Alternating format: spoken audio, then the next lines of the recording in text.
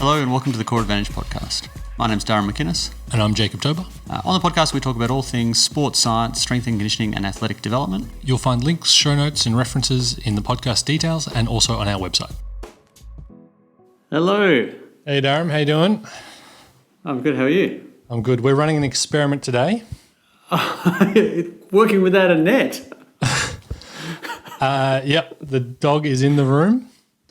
Cool. I think he's a challenge. I think he's a good enough boy to be in the room and not give us any stress. He's already been for 2 walks today. One of them was a big one, and he's a good sleeper. So I think we should be okay. All right. But we'll see. You just got to make sure you don't get too carried away, too boisterous. I'll just let him sleep. Keep it mellow. Exactly. Yeah. Late night FM DJ voice. Cool. So let's kick off. Ready when you are. You had some stuff to talk about. What episode are we up to now, do you think? 155 is today's episode. Yeah, cool. Hey everyone, how you doing? Welcome to the show. Ticking along, yep.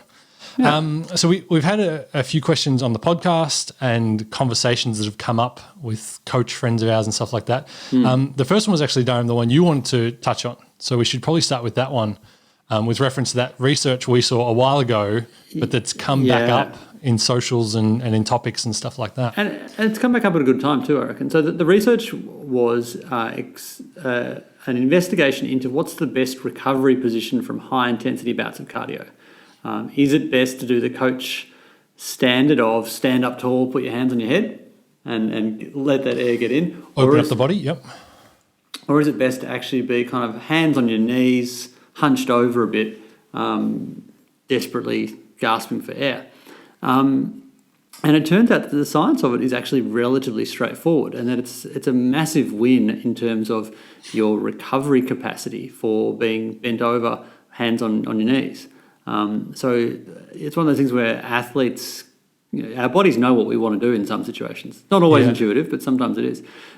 Jacob, the big factor in it is the zone of apposition. Do you want to chat about that a little bit? Well, first of all, Firstly, it's the perfect thing in sports science to actually do with the scientific method. So we've had multiple episodes where we've ragged and moaned about how the scientific method's flawed and it doesn't do this well, and poor foam rolling and poor static stretching and all that kind of stuff. But this one is actually the perfect situation where you can go A, B, swap it over and compare and see what the results are.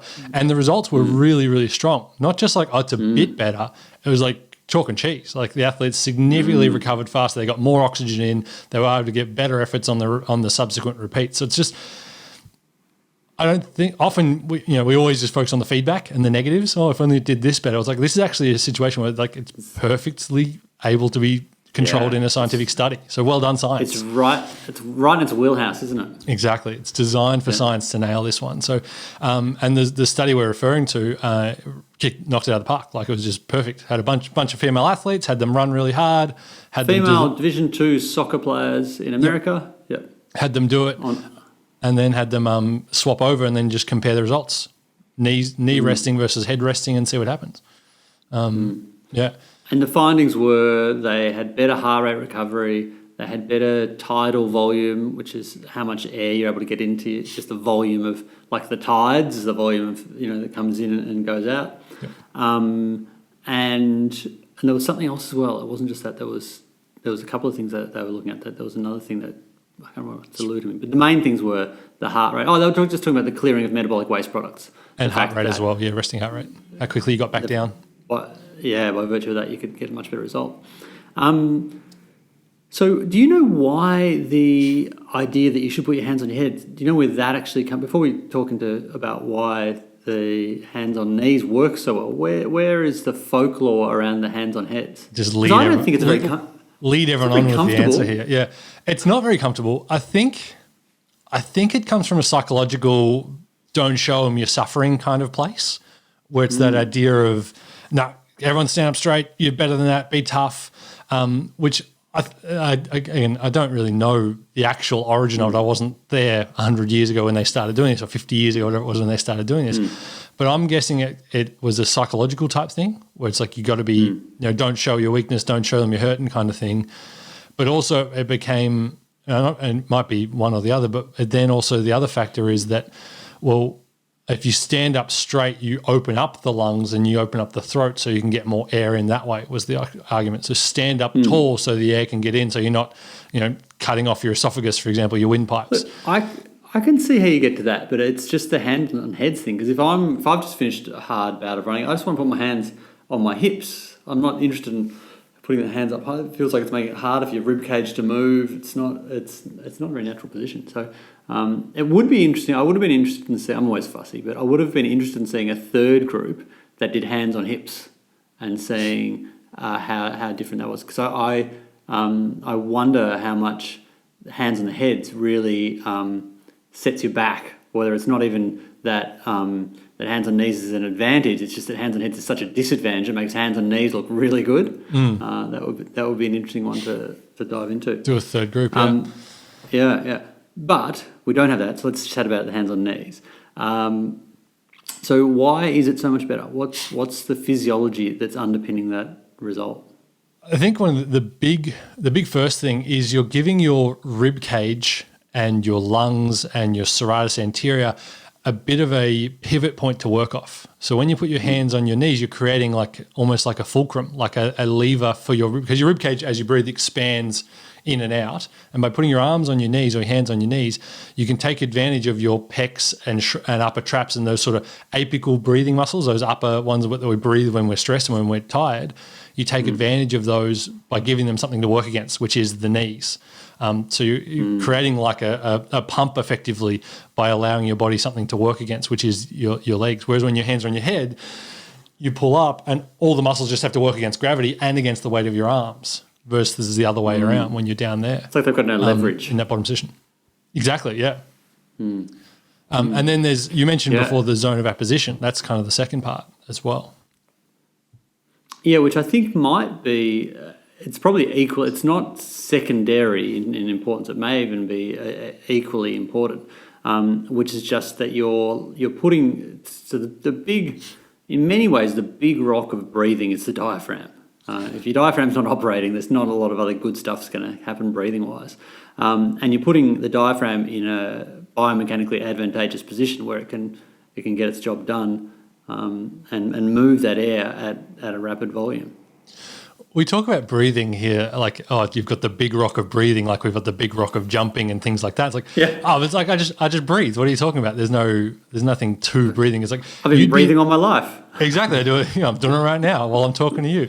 But it's amazing how many people can't properly, I don't want to use the word activate, but probably can't properly use their diaphragm in a relaxed state. Even when they're relaxed, they're sitting on the couch, they're lying on the ground, they still breathe in what is a stressed, anxiety kind of type way. Yeah, let's chat about that for a little bit, because it's one of those things where people got crazy carried away with breathing and were just like breathing Nazis. They were just like, oh, you're not breathing, like they're just ridiculous with it. And that probably discredited the breathing is a technique movement a little bit. Yeah, like everything had kind of swung too far. They took it too far. They need to calm down a little. But there's definitely a thing to it, and that is that that good natural breathing is in through, not for all sports situations and running, but in day-to-day sense. Rest and digest. Good breathing, is breathing in through your nose, where your nostril hairs do what they were designed to do, which is filter out particles, humidify the air slightly so it's just right for your lungs, and even release a little bit of nitrous oxide. There's some little thing you get released, goes into your system, and you do that via diaphragmatic belly type breathing, not by high stress rib breathing. Yeah, that kind of short, sharp, puffy kind of breathing. Yeah. And so it's not to say that you would never breathe with the ribs, because when you're sprinting, you're just doing everything you can to get the air in. But there's definitely an issue where you can become just so rib dominant that you have a pretty weak diaphragm that just isn't really engaged in the game. And so there is, I hate using the word activation about it because it feels like it's a bridge too far, but there is a little bit of that going on as well, where if you're at least getting in those positions, you're going to have a better ability to utilise that, and you'll breathe better. It's interesting how much running coaches who are, if you think of the people who are most expert on running and efficiency and recovery, the people who live and die by milliseconds of that stuff, it's running coaches. Running coaches and swimming coaches, but swimming's less relevant because they're in the water. And it's all about making your recovery work for you, like getting that breathing going. So I think we're going to have a truckload of athletes gassing over the next 8 weeks. People are going to be needing to recover from bouts of exercise like never before. So that idea of how it works is going to make you more likely to kind of dial into it. So getting that position, I think, is hugely beneficial. And coaches should let their athletes do that. That doesn't necessarily mean stay like that the whole time. You might want to actually walk around a little bit as well. I think it's particularly relevant for that first 10 seconds. Yeah. You go do pay back that oxygen debt. You go do a 400 meter. Yeah, exactly. You go do a 400 meter sprint or a hard 10 minutes of a hard couple of minutes of a footy drill or a soccer drill or whatever it might be. Then as soon as you finish, you finish your sprint, you get to the finish line. Just let them hunch over and get that first 5-6 breaths in before you then go, okay, stand up straight, start moving around. I think the nice thing about that says it deferred us away from that. Oh, everyone up straight, get that air in, which is a bit of a misnomer. It actually slowed down the recovery as we saw in the study. So allowing your athletes that first 15, 20 seconds just to get back to a conversational position where they can say words again, and then you can get them moving from there. And look, I think it's one of those things where I'm really reluctant to issue blanket declarations on it, because there might be situations where you don't want to show the opposition you're tired, because if they know they're significantly fitter than you are, they might then, and they have a sense they're just getting on top of you, they're going to be run over the top of you. If they see you all gassing and looking all hunched over, maybe they're going to go, oh, we've got them, and they're going to stomp the accelerator. Maybe you mean certain situations where you're going to kind of fox and you're not going to show them you're tired, and then they won't know they've nearly got you. So there's different elements to it. Competition's a different beast sometimes. Yeah, it's a different beast. Yeah, but I would say categorically, don't get them to put their hands on their heads. I'm thinking it's either hands on hips and stand tall, walk around, or it's hands on knees. I don't think putting your hands in the I surrender position sends any particular messages to anyone that are helpful. The backward firing squad position, that's not a good idea. Yeah, I don't think that's a winner. So that'd be my thoughts. And if people have if someone's listening that has heard why the hands on heads thing came to popularity, I would love to know about it as well. I'd be really interested. So please message us and let us know. And how it first started, yeah, we can dive into this a little bit next week. One thing on that as well, you mentioned there about breathing with the diaphragm versus the ribs. And I think a lot of the breathing science, when it all went too far, was people started talking about doing only diaphragmatic breathing, like your diaphragm should be the only thing moving. And one thing we haven't touched on breathing much in here, probably because it's one of those things that you just want to know so much more about it, but you don't want to spend all your time in the weeds on breathing. It's like I want to know more, but I also don't want to become a breathing guy, because it's really easy to go down that far down the rabbit hole. But when it comes to breathing with your diaphragm, so you want to breathe into your belly, so your belly expands as you go. The sides of your ribs, and this is something the boys from Strength Culture pointed out to me a while ago when I was in there for a little workout and saying g'day, is the sides of your ribs should still expand out as well. So your lower ribs should still move as well as the diaphragm. People got very obsessed about the ribs are completely stationary, just push the belly. But your belly and your lower ribs should expand to show that you're using the full lung. But what you shouldn't be doing is the shrugging. Those upper ribs and your sternum should be pretty still, and your shoulders should be relaxed. You shouldn't be breathing with your pecs or with your upper traps. I think that's a big point as well. So if you're going to look into this stuff, don't go too far down the diaphragm end. Just stay away from the pecs and the traps and the neck as well. That's a good distinction to draw. Yeah. Nice. So that topic isn't enough for a podcast. So we thought what we'd do is we'd take a couple more We didn't just discover this, guys. We anticipated this was a short one because it's an issue where sometimes there's a thing that's interesting and it's topical, and it really is topical because people are going to need those recovery bouts more than they've ever needed them over the next 6 weeks. So it's good to talk about. But often there'll be a couple of interesting little things, and they don't make for a good headline, so we tend to sort of shy away from them. But I think particularly lately I'm more interested in if there's a thing that someone has asked us or something of interest, let's just chat about it. And so some of the episodes might be 3 little topics, some of them might be 1 big topic, some of them might be half a topic. We'll be pretty loose with it, I think. Yep.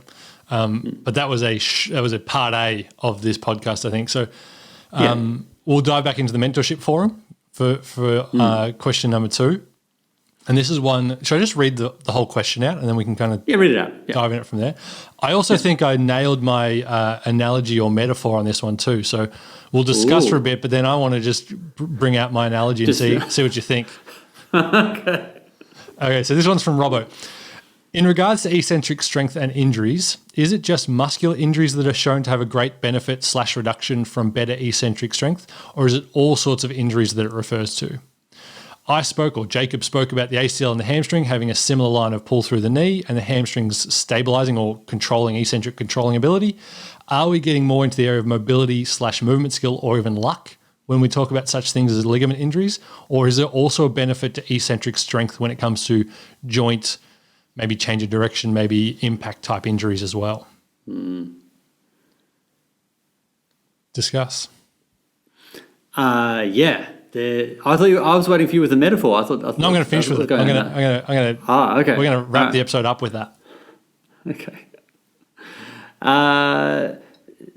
It's hugely beneficial beyond just protecting those muscle fibers. If you think in terms of the obvious one is if you have inadequate eccentric strength in your hamstring and you go to do a hard cut, the hamstring fails to balance out the concentric strength from the quad that's pulling on the tibia, and your ACL slides forward and you do your ACL. So, eccentric strength is what is anchoring most of your joints in most situations. There's going to be a component of isometric, there's going to be some concentric, but there's going to be a hell of a lot of eccentric. And so change of direction, jumping, deceleration, just keeping everything locked in, there's definitely an eccentric component. Ligaments, joints, they are protected by the body being able to operate dynamically. And if you don't have eccentric strength, you can't operate dynamically. You have to do everything really slowly.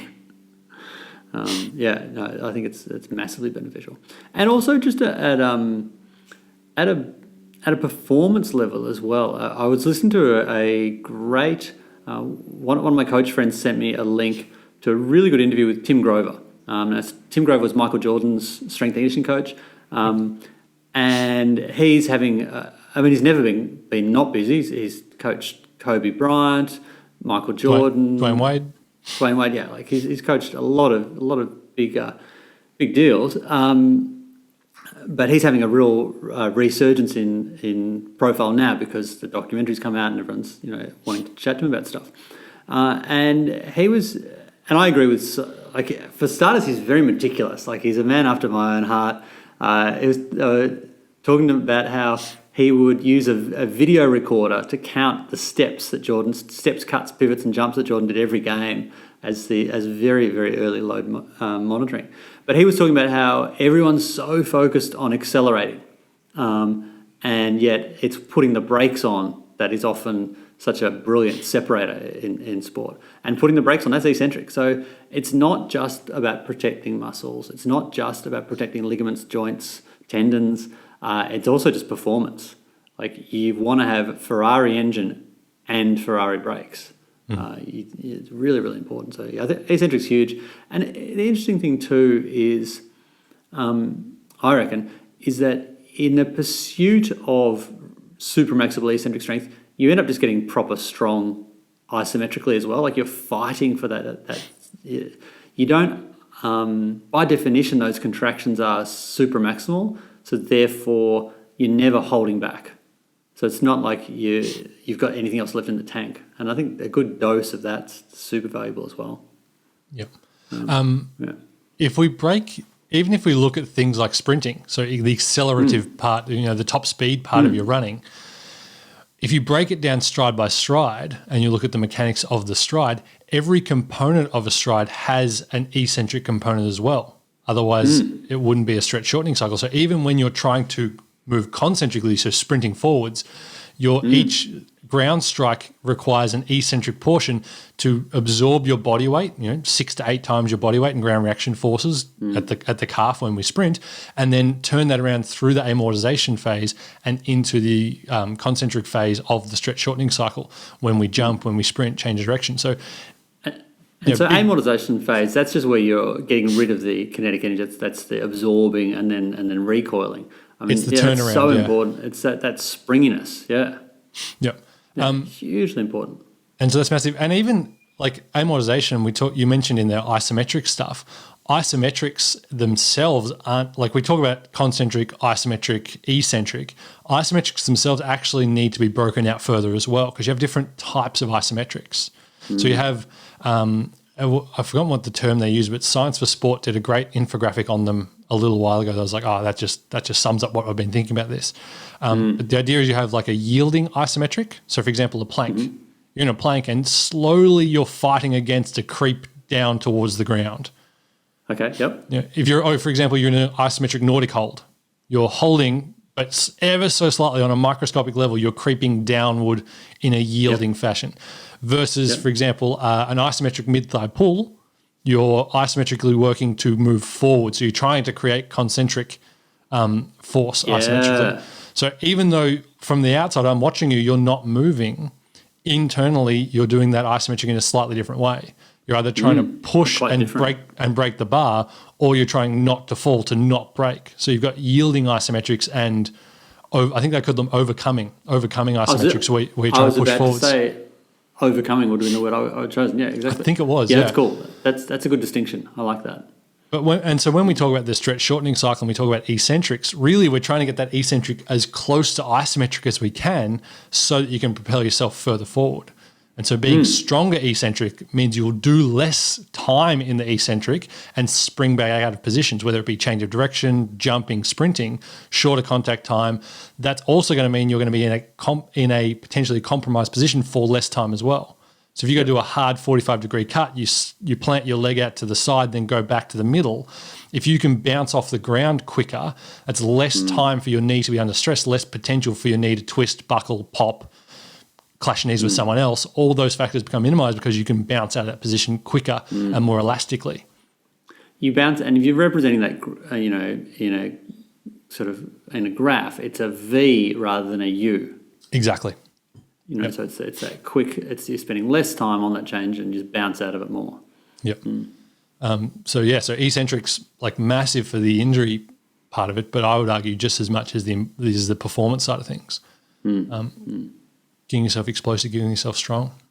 All right, this is all great, but where's your analogy? Oh, my analogy. Okay. So I went with the car analogy because everyone always talks about cars as being the body. So better eccentric strength. I'm just going to read it straight off so I don't butcher it because I took a little bit of time to finesse it. Better eccentric strength is in a broad sense like having better brakes in the car. Pretty straightforward start. Better brakes will both last longer and require less maintenance. So the brakes themselves will be higher quality. That's the example of the muscles being less likely to tear. So, better eccentric strength in your hamstrings less likely to break. I'm liking it so far. But they also improve the car's handling, so the speed and agility of the athlete, so you'll be more agile, more explosive, and they improve your safety on the road, so you lower joint injury risk all at the same time. So the brakes themselves are going to be better, so they're going to last longer, so less maintenance for the muscles.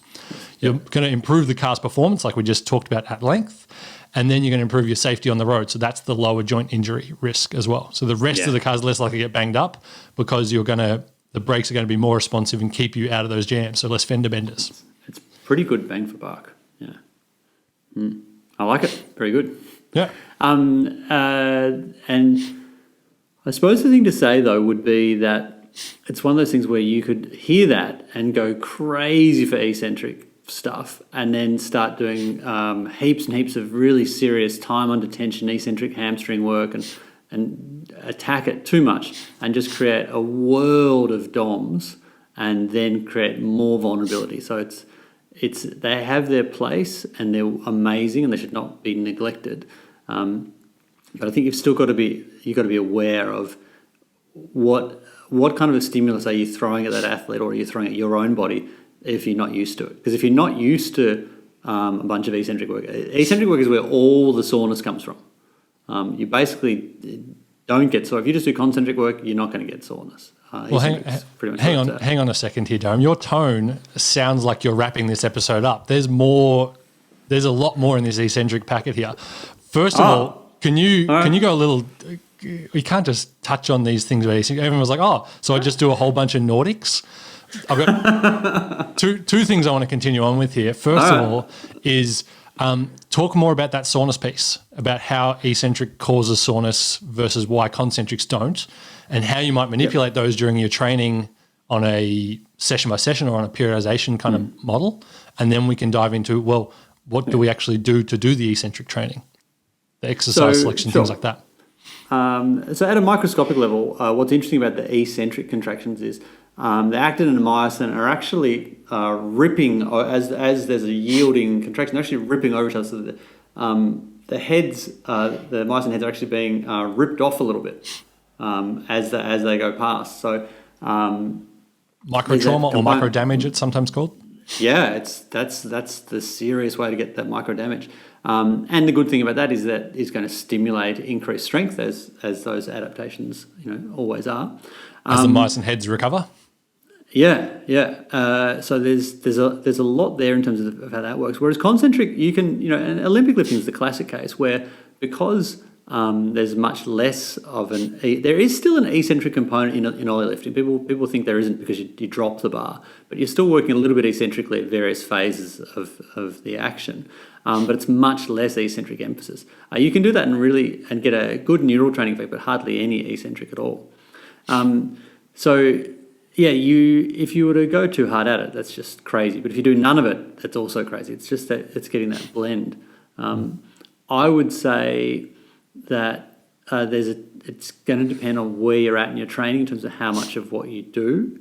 But whatever it is, you want to turn the dial up pretty slow and smooth on the eccentric. I wouldn't be rushing into too much of that too soon.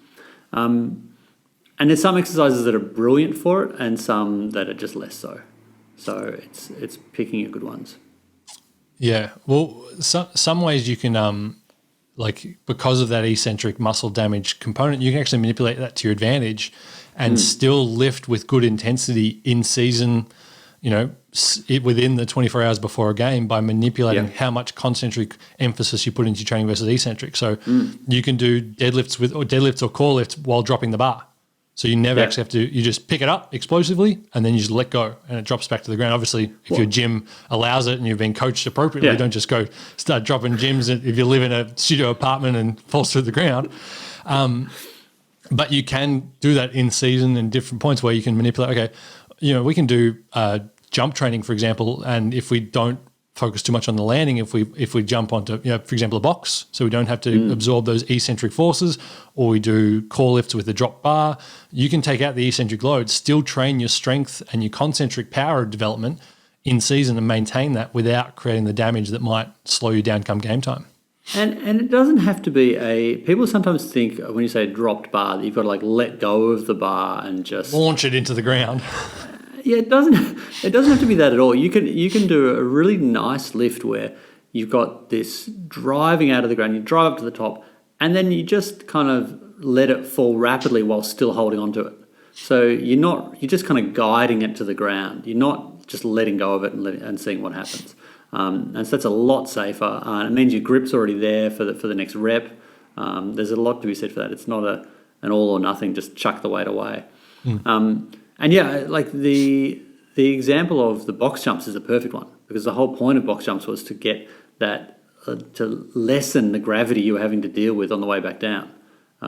So they're a great example of where you get a tiny bit of eccentric, but it's not nearly the amount you would if you're doing a normal jump. I reckon the most famous example of successful application of the avoidance of eccentric stuff is probably Alison Felix, coached by Barry Ross, one of the world's best ever 400, 200 meter runners. She's amazing. And he would have her do these really interesting partial deadlifts and then just drop the weight. So she was just never getting that eccentric, getting that real neural drive, and then pretty much straight afterwards going and running repeat 400s, 200s on the track, which is really interesting. But yeah, there's a time and a place where it's working out what you need or your athlete needs at that point. Yeah, so for someone like her, she's getting a lot of her eccentric load from her sprinting. So introducing more in the gym just means they can do less high-quality sprint work. So they're going, well, she's getting lots of eccentric work through the hammies and stuff on the track. Let's just develop power and rate of force development with the concentric part of the deadlift, but the eccentric's been ticked somewhere else in a training program. Yeah, so it's pretty interesting, I reckon. Yeah. But yeah, I think it's a blend. So So in terms of a blend, on the flip, that's how, say, in season you might avoid eccentric training to minimise muscular damage. On the flip side of that, how would you chase more eccentric load if you're really trying to develop that strength, whether it be from a rehabilitation point of view, you're trying to chase that eccentric strength because you're not playing? I don't know, maybe there's a pandemic on and you've got some time on your hands. What would you? What exercise would you use there?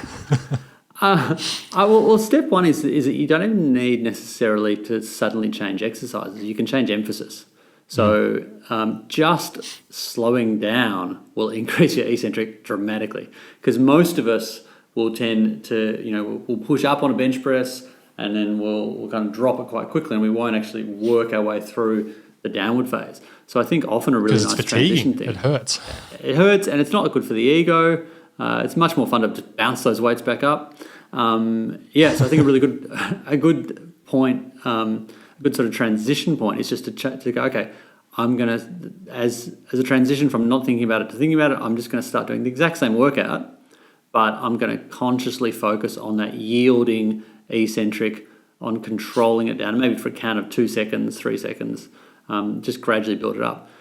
The advantage of doing that, I think, is that when you do then change exercises or add something new in, it's new vectors, new angles for the muscles, but at least they've been doing some eccentric work lately, so then they've got some preparation for that. So you're not going to get that ridiculous spike in soreness, which means you can't train hard for 4 days.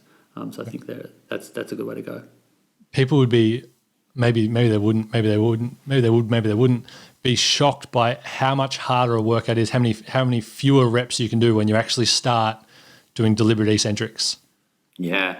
Doing your bench press where you lower it so slowly that you just stop it half a centimetre off your chest. Don't let it bounce, don't let it touch. Pause 1 Mississippi and then you go back up. It'll cut your reps by, what do you reckon, 30%? 25, 30%? At least, because you're not getting that bounce, and you're making the muscles do all the work. There's a case for even early on in the week, in your competitive week, doing a bit of that. If you know you're not going to be run around the field or the court much, there's a case for that being when you put a bit of that stuff in, because it's pretty safe. It's going to give that good dose of time under tension. You can achieve higher muscular stimulus with lower weights. There's a lot of interesting ways you can play with it. It's a good variable to play around with. Nice. And so you've done that. You've done some of that more same workout with an eccentric emphasis. You can't just do thousands and thousands of Nordics. What other ways? Let's go. You've got all of the equipment. You've got all the possibilities. How do you overload that eccentric now we're talking super maximal kind of way? So once a week you're doing your normal squats, deadlifts, whatever. The other session you want to really do an eccentric overload, maybe low volume. In fact, definitely low volume when you start this kind of stuff if you're looking in this space. What are you going to do? How are you going to execute that? Because you can't just squat down into the spotting slings, take the weights off, put it back up, then do it again. I think one of the best ways is to do double leg, single leg work, where you get yourself into position with 2 legs, and then you send your way back down with 1, because that just sets you up. So you can do that with like a Landmine Rdl. That's like my favourite. That one, yeah. Yeah, I reckon that's really good. And there's other things you can do. You could do chin-ups where you do a little jump. You've got like a weighted chin-up where you're actually helping yourself get up and then fighting it down. And then you can do lunging type stuff where you're getting up with both legs. I think what's not a bad one is helping your way up with your hands and then controlling it down with all your body weight. Like a reverse lunge type or a split squat type movement. Yeah. And you can do it with calves as well, where you can go both legs up, one leg down. I think if you did it with everything, you'd get it's like pick a thing and do it. Don't do a full workout of this stuff. It's just going to suck. You're going to quit. You're going to retire early. But yeah, I think getting a little bit of that super maximal stress is just great, and it redefines for you how hard a really hard contraction is as well. Which I think sometimes we can kind of tell ourselves we're working really hard, but maybe we're not working as hard as we think about. We're just working as hard as we're used to lately. So I think that has benefits as well. Yeah, nice. I'd forgotten about all those examples. The only one I'd remembered was the chin up example. I'm going to have to start doing some more of those in my training, I think. I've been doing a little bit of the staggered stance RDL stuff because I want to build back up to doing the double leg ones. I'm finding it's interesting. It's probably more front of mind for me because my 46-year-old knees are not loving Nordics lately. They just give me a little bit of okay. They're not with the program as much, and so I'm just having to play around with other things that are more suitable for my older knees. So, yeah. Interesting. I haven't done a Nordic since lockdown. Haven't you? I've got no setup at home, and I haven't made the trip into the gym to do it deliberately. So they've just fallen out. If you can do that, it's crazy. You'll do them if they're right there, but yeah, they're not going to make a bike ride to go do your Nordics. Exactly. Go in 2 sets of Nordics and go back home. Exactly. Yeah, exactly. Yeah. Cool. That was good. I like that. That was excellent. We padded that out nicely with some valuable content. Hopefully. Well, see, here's the thing. I'm scared to wrap up now because I'm scared you're going to tell me you've got more. But I think that's some good info. So to summarise, the eccentric stuff is magic in the right doses. Don't go crazy with. Don't ignore it. Don't go crazy with it. Put a bit of it in here and there for a good intended purpose. Particularly, I would say the hamstrings. You're getting such bang for buck in terms of your ACL and hamstring risk in general. Yep. Interesting little. You just reminded me with hamstrings. Buddy Franklin went down. You reminded yourself with hamstrings. I reminded myself. Buddy Franklin went down with a hamstring injury yesterday. Really? Yeah, and we had a great question at the Art of the Reload workshop I did the other week. One of the questions was, this is all very well about your running load, but what about kicking load? How does that influence this stuff? And, the reality is in footy, if you said to me, I'm going to custom design an exercise to tax and test your hamstrings, I'd be like, well, can you do an exercise where I'm looking down, so I'm maximising the stretch on the sciatic nerve? Yeah. Can you kick really hard, and can you make it go really high, and can you do that for max efforts repetitively? And if you could add some sprinting beforehand as well, that'd be nice. Like sprint and then do that. Yeah. And so one of the things we talked about in the seminar was the idea that make that first week crazy easy. Like the first week, you're just reacquainting yourself with the shapes and movements of your sport. And I'm not privy to what's gone on at Sydney, so I don't want this to come across as one of those armchair quarterback type people at all. But what's interesting is it said in the paper, and take this with a grain of salt, that he felt some soreness during session 1, and then he tore it in session 9. And so if that is the case, it really confirms that point we've been making that you can really pay for overdoing it early, and overdoing it might not have been much. I'm willing to bet my house that they would not have done very much high speed running work in that first session with all those high profile athletes. But maybe he was just a bit too exuberant in his kicking. Maybe there was a bit of someone kicked it further and he got a little competitive. They were really controlling the running but not the kicking competitiveness. We don't really know. But it's just interesting how you can create that problem in the very first supposedly easy session, and then that can haunt you for the next. 2 weeks. It would probably haunt them for 6 weeks. You wouldn't be surprised. Like if he's. But he's not young anymore. Quite a while. Yeah, he's 30 plus.